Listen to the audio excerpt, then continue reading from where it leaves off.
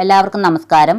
നമ്മൾ ഇന്ന് യാതൊരു പണച്ചെലവുമില്ലാതെ അടുക്കളയിൽ നിന്നുള്ള ഭക്ഷണാവശിഷ്ടങ്ങൾ ഉപയോഗിച്ച് പച്ചക്കറി തോട്ടത്തിനും പൂന്തോട്ടത്തിനും ആവശ്യമായ കിടിലൻ ജൈവവളം ഉണ്ടാക്കിയെടുക്കുന്നത് എങ്ങനെയെന്ന് നോക്കാം. ഇതൊരു ഫെർട്ടിലൈസറായിട്ട് മാത്രമല്ല, നല്ലൊരു പെസ്റ്റിസൈഡും ഫംഗിസൈഡുമായിട്ട് ഉപയോഗിക്കാൻ പറ്റുന്ന ഒരു ലായനിയാണിത്. ഈ ലായനി മതി നമ്മുടെ എല്ലാത്തരം ചെടികളും കീടബാധകളൊന്നുമില്ലാതെ നന്നായിട്ട് തഴച്ചു വളരാനായിട്ട്. ഈ ഒരു ലായനിയിൽ ചെടികൾക്ക് വളരാൻ ആവശ്യമായ ഒട്ടുമിക്ക പോഷകങ്ങളും അടങ്ങിയിട്ടുണ്ട്. അതുകൊണ്ട് തന്നെ പലതരത്തിലുള്ള വളങ്ങളൊന്നും ഇട്ടുകൊടുക്കേണ്ട ആവശ്യമില്ല. ഈ ഒറ്റ ലായനി മുടങ്ങാതെ ഒഴിച്ചു കൊടുത്താൽ മതി. അപ്പോൾ നമുക്കിതെങ്ങനെയാണ് തയ്യാറാക്കുന്നതെന്ന് നോക്കാം. അതിനായിട്ട് ഞാനിവിടെ ഇതുപോലത്തെ ഒരു ബക്കറ്റാണ് എടുത്തിരിക്കുന്നത്. ഇതിലേക്ക് ഡെയിലി വരുന്ന കഞ്ഞിവെള്ളം ഒഴിക്കാം. ഇത് അരി കഴുകിയ വെള്ളം. അതുപോലെ ഇത് ദോശമാവ്, അപ്പത്തിൻ്റെ മാവ് ഒക്കെ ഉപയോഗിച്ചതിന് ശേഷം ആ പാത്രം കഴുകിയെടുക്കുന്ന വെള്ളമാണിത്. അതായത് പുളിമാവിൻ്റെയൊക്കെ അംശമുള്ള ആ വെള്ളം ചെടികൾക്ക് ഒരുപാട് നല്ലതാണ്. കൂടാതെ ഈ ഫെർട്ടിലൈസർ കുറച്ചുകൂടി നന്നായിട്ട് ഫെർമെൻറ്റേഷൻ നടക്കാനും ഒക്കെ ഇത് നല്ലതാണ്. അടുത്തത് പരിപ്പ് കഴുകിയ വെള്ളം.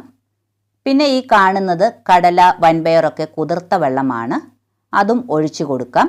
ഇത് നിങ്ങൾക്ക് മനസ്സിലാക്കാൻ വേണ്ടിയിട്ടാണ് ഇത് ഓരോന്നായിട്ട് എടുത്ത് കാണിച്ചത്. ഇതെല്ലാം ഒറ്റ ദിവസം കൊണ്ട് ഒഴിച്ചു വെക്കണമെന്നല്ല പറയുന്നത്. ഒരു ദിവസം കടല കുതിർത്ത വെള്ളമാണെങ്കിൽ പിറ്റേ ദിവസം നമ്മുടെ കയ്യിലുള്ളത് പയർ കുതിർത്ത വെള്ളമായിരിക്കും. അതാത് ദിവസത്തെ വെള്ളം നമുക്ക് ഇതുപോലെ ഒഴിച്ചു വെക്കാം. ഇനി നമുക്ക് ഇതിലേക്ക് അതാത് ദിവസത്തെ പച്ചക്കറി വേസ്റ്റ്, കിഴങ്ങ് വർഗ്ഗങ്ങളുടെ തൊലി, ഉള്ളിത്തൊലി, ഇഞ്ചിയുടെ തൊണ്ട് ഇവയൊക്കെ ചേർത്ത് കൊടുക്കാം. ഇത് തേയിലച്ചെണ്ടിയാണ്. നമ്മൾ ചായ എടുത്തതിന് ശേഷം നന്നായിട്ട് കഴുകി എടുത്ത് വെച്ചിരിക്കുന്ന തേയിലച്ചെണ്ടിയാണ്. ഇത് ചേർത്ത് കൊടുക്കാം. നിങ്ങൾ അതാത് ദിവസത്തെ തേയിലച്ചെണ്ടി ഈ വെള്ളത്തിലേക്ക് ചേർത്ത് കൊടുത്താൽ മതി. ഞാനിവിടെ വീഡിയോ എടുക്കുന്നത് കൊണ്ട് ഒന്നിച്ച് കാണിക്കുന്നതേ ഉള്ളൂ.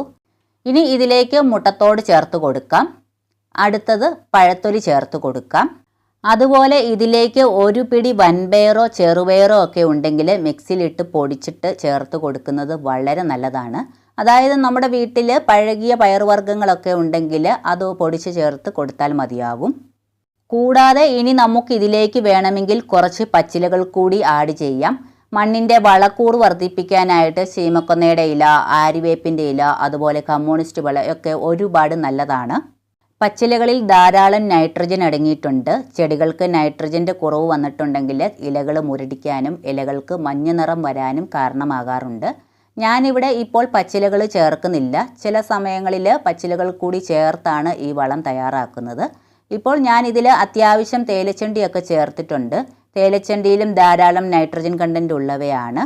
നിങ്ങൾക്കിതിൽ വേണമെങ്കിൽ ശീമക്കൊന്നയുടെ ഇലയോ ആര്യവേപ്പിൻ്റെ ഇലയോ ഒക്കെ ചേർത്ത് കൊടുക്കുകയാണെങ്കിൽ ചെടികൾക്ക് നല്ല വളമായിട്ട് ലഭിക്കുന്നതിനോടൊപ്പം തന്നെ ചെടികളിൽ കീടങ്ങൾ ആക്രമിക്കാതിരിക്കാനും കീടബാധ ഉള്ള ചെടികളാണെങ്കിൽ കീടങ്ങളെ നശിപ്പിക്കാനുമുള്ള കഴിവ് ഈ ഇലകൾക്കുണ്ട്.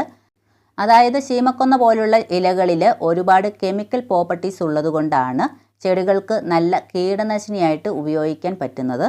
ഇങ്ങനെ ഡെയിലി കിട്ടുന്ന പച്ചക്കറികളുടെയും പഴങ്ങളുടെയും കിഴങ്ങ് വർഗ്ഗങ്ങളുടെയും തൊലികൾ, അതുപോലെ ഇവ കഴുകിയെടുക്കുന്ന വെള്ളം പോലും വളരെയേറെ പോഷകസമ്പുഷ്ടമാണ്. കാരണം ഇവയിൽ ധാരാളം പ്രോട്ടീനും പൊട്ടാസ്യവും കാൽസ്യവും ഒക്കെ അടങ്ങിയതാണ്. ഇവ നമുക്ക് ഉപയോഗശൂന്യമായ വസ്തുക്കളാണെങ്കിലും അടുക്കളത്തോട്ടത്തിനും പൂന്തോട്ടത്തിനും വളരെയേറെ പോഷകസമ്പുഷ്ടമാണ്. ഡെയിലി നമ്മൾ ഇത് ഒരു തവണ ഇളക്കി കൊടുക്കുന്നത് വളരെ നല്ലതാണ്. കുറച്ചുകൂടി നന്നായിട്ട് ഇതിൻ്റെ സത്തൊക്കെ ഇറങ്ങാൻ ഇളക്കി കൊടുക്കുന്നത് നല്ലതാണ്. അതിനുശേഷം ഇതുപോലെ 5 ദിവസം പച്ചക്കറി വേസ്റ്റൊക്കെ ഇട്ട് കൊടുത്തതിന് ശേഷം 6ാമത്തെ ദിവസം നമുക്ക് ഇത് അരിച്ചെടുക്കണം. അതിൽ കൂടുതൽ വെക്കണ്ട. 5 ദിവസം കഴിയുമ്പോൾ ഒരല്പം ബാഡ് സ്മെല്ലൊക്കെ കാണും. അത് പച്ചക്കറി വേസ്റ്റൊക്കെ നന്നായിട്ട് അഴുകി വരുമ്പോഴുള്ള ഒരു സ്മെല്ലാണിത്. ഈ സ്മെല്ല് ചെടികളിൽ എത്തുമ്പോൾ അത് കീടനാശിനിയായിട്ട് കൂടി പ്രവർത്തിക്കും. ഇപ്പോൾ നമുക്കിത് മൂടി വെക്കാം. ഇപ്പോൾ ഒരു 5 ദിവസം കഴിഞ്ഞു. നമുക്കിതിലേക്ക് ഒരു ചിരട്ട ചാരവും കൂടി ചേർത്ത് കൊടുക്കാം. ഈ വളത്തിൽ ചാരം ഒരു കാരണവശാലും ഒഴിവാക്കരുത്. വിറക് കത്തിച്ച ചാരമോ അല്ലെങ്കിൽ കരികില കത്തിച്ച ചാരമോ ഏത് വേണമെങ്കിലും എടുക്കാവുന്നതാണ്. ചാരവും കൂടി ചേർത്ത് കൊടുക്കുമ്പോൾ ഇതൊരു ഉഗ്രൻ ജൈവവളമായി മാറുകയാണ്. പലതരത്തിലുള്ള വളങ്ങളൊന്നും ചെടികൾക്ക് ഇട്ട് കൊടുക്കേണ്ട ആവശ്യമില്ല. ഈ ഒരൊറ്റ ഒറ്റ വളത്തിൽ തന്നെ ചെടികളുടെ വളർച്ചയ്ക്കും അവയ്ക്ക് ഉണ്ടാകുന്ന എല്ലാ പ്രശ്നങ്ങൾക്കും പരിഹാരമായിട്ടും ഈ വളം പ്രയോജനപ്പെടും. ചാരത്തിൽ കൂടുതലും പൊട്ടാസ്യം ഉള്ളതുകൊണ്ട് നന്നായിട്ട് പൂക്കാനും കായ്ക്കാനും സഹായിക്കും. കൂടാതെ ചാരം നല്ലൊരു കീടനാശിനി കൂടിയാണ്. ചാരം കൂടി ചേർത്ത് ഇളക്കിയതിന് ശേഷം മിനിമം അരമണിക്കൂറെങ്കിലും വച്ചതിന് ശേഷം ഈ വളം അരിച്ചെടുക്കാം. ഇപ്പോൾ ഒരു അരമണിക്കൂർ കഴിഞ്ഞു. നമുക്കിത് അരിച്ചെടുക്കാം. ഇപ്പോൾ ഈ അരിച്ചെടുത്തതിന് ശേഷം വരുന്ന ഈ വേസ്റ്റ് ഒന്നെങ്കിൽ നമ്മുടെ ചെടികളുടെ ചുവട്ടിൽ ഇട്ട് കൊടുത്തതിന് ശേഷം അല്പം മണ്ണിട്ട് മൂടിക്കൊടുത്താൽ മതി. അല്ലെങ്കിൽ കമ്പോസ്റ്റ് ബിൻ ഉണ്ടെങ്കിൽ അതിലിട്ട് കൊടുക്കുക. കമ്പോസ്റ്റ് ബിന്നിലാണ് ഇടുന്നതെങ്കിൽ അതിൻ്റെ കൂടെ കുറച്ച് കരിയിലയോ പച്ചിലകളോ അല്ലെങ്കിൽ പേപ്പർ കഷ്ണങ്ങളോ മറ്റോ കമ്പോസ്റ്റിങ്ങിനായിട്ട് ചേർത്ത് കൊടുക്കണം. കാരണം ഊറ്റിയെടുത്ത ഈ വേസ്റ്റിൽ ജലാംശം കൂടുതലായിരിക്കും. അത് വലിച്ചെടുക്കാനാണ് കരിയിലയും മറ്റും ചേർത്ത് കൊടുക്കണമെന്ന് പറയുന്നത്. അതിനുശേഷം ഈ അരിച്ചെടുത്ത ലൈനിലേക്ക് 2-3 ഇരട്ടി വെള്ളം ഒഴിച്ച് നേർപ്പിച്ചതിന് ശേഷം ചെടികളുടെ ഇലകളിലും ചുവട്ടിലും നന്നായിട്ട് നനയുന്ന രീതിയിൽ ഒഴിച്ചു കൊടുക്കണം. ഇതുപോലെ തയ്യാറാക്കി ആഴ്ചയിൽ ഒരു ദിവസം ഒഴിച്ചു കൊടുക്കുന്നത് വളരെ നല്ലതാണ്. അതുപോലെ നനച്ചു കൊടുക്കുന്നത് എപ്പോഴും വൈകുന്നേരം ഒരു 6 മണിക്ക് ശേഷം ഒഴിച്ചു കൊടുക്കുന്നതാണ് നല്ലത്. അതായത് വൈകുന്നേരം ഒഴിച്ചു കൊടുക്കുന്ന വെള്ളം ഒരു രാത്രി മുഴുവനും ചെടികളിൽ പിടിച്ചിരിക്കും. നേരെ മറിച്ച് നമ്മൾ രാവിലെയാണ് ഒഴിച്ചു കൊടുക്കുന്നതെങ്കിൽ പെട്ടെന്ന് വെയിലൊക്കെ വന്ന് അത് ഡ്രൈ ആയി പോകും. ഈ ലായനി ഒഴിച്ച് 10 ദിവസം കഴിയുമ്പോൾ ചെടികളുടെ വളർച്ച നിരീക്ഷിച്ച് നോക്കുമ്പോൾ നിങ്ങൾക്ക് മനസ്സിലാകും.